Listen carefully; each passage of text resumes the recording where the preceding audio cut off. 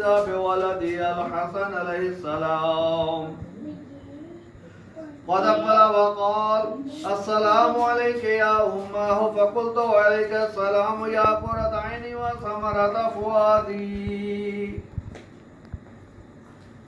فقال يا أمه إني أشم عندك رائحة طيبة كأنها رائحة جد رسول الله، فقلت ومن جدك تحت الكساء. محمد وآل محمد. فأقبل الحسن نحو الكساء وقال السلام عليك يا جداه يا رسول الله، أتأذن لي أن أدخل معك تحت الكساء؟ فقال وعليك السلام يا ولدي ويا صاحب حوضي، قد أذنت لك. فدخل معه تحت الكساء، فما كانت إلا ساعة وإذا بولده الحسين عليه السلام بواذب السلام.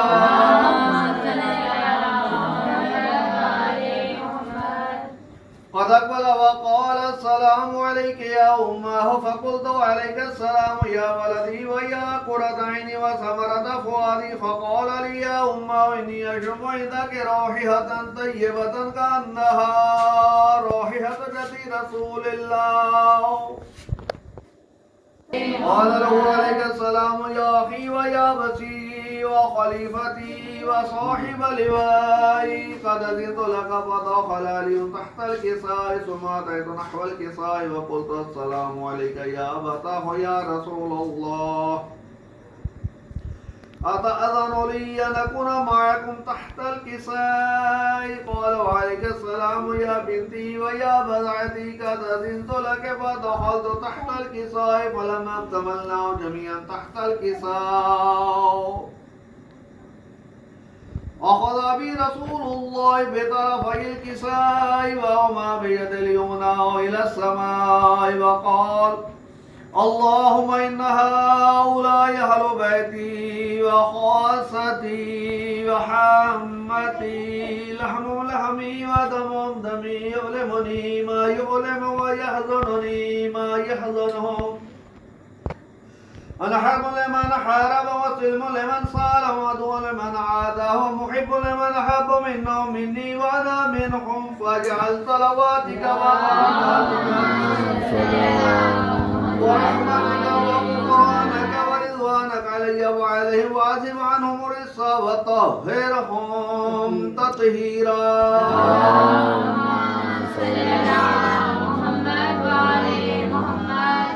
وقال الله عز وجل يا ملائكتي ويا سكان السماوات إني ما خلقت سماء مبنية ولا أرضا مدحية ولا قمرا منيرا ولا شمسا مضيئة ولا فلكا يدور ولا بحرا يجري ولا فلكا يسري إلا بمحبة هؤلاء الخمسة الذين هم تحت الكساء. فقال عز وجل أهل بيت النبوة ومعدن الرسالة هم فاطمة وأبوها وبعلها وبنوها. فقال جبرائيل يا رب أتأذن لي أن أهبط إلى الأرض ليكون معي صادقا؟ فقال الله نعم، قد أذنت لك. فدخل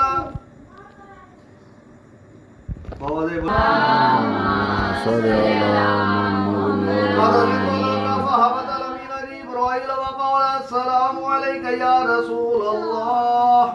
العلي لا يترك السلام ويخصك بالتحية والإكرام ويقول لك وعزتي وجلال إني ما خلقت سماء مبنية ولا أرض مدحية ولا قمرا منيرا ولا شمس مضيئة ولا فلكا يدور ولا بحرا يجري ولا فلكا يسري إلا لأجلكم ومحبتكم، وقد أذن لي أن أدخل معكم، فهل تأذن لي يا رسول الله؟ فقال رسول الله وعليك السلام يا أمين وحي الله إنه نعم قد أذنت لك.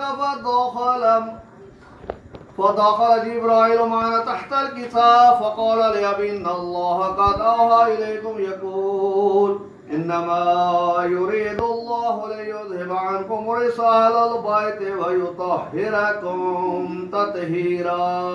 اللهم صل على محمد وآل محمد. وقال علي لأبي يا رسول الله أخبرني ما لجلوسنا هذا تحت الكساء من الفضل عند الله.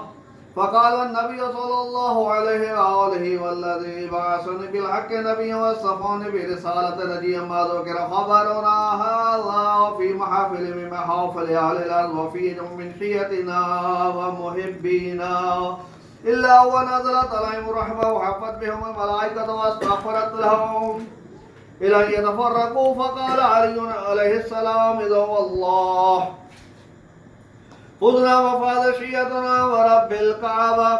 فقال أبي رسول الله صلى الله عليه وآله يا علي والذي بعثني بالحق نبيا واصطفاني من شيئتنا ومحبين وفي محبوب إلا وفرج الله همه ولا مغموم إلا وكشف الله غمه ولا طالب حاجة إلا وقضى الله حاجته.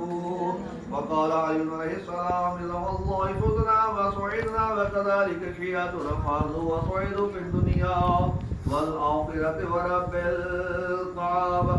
صدق الله العلي العظيم. محمد وآله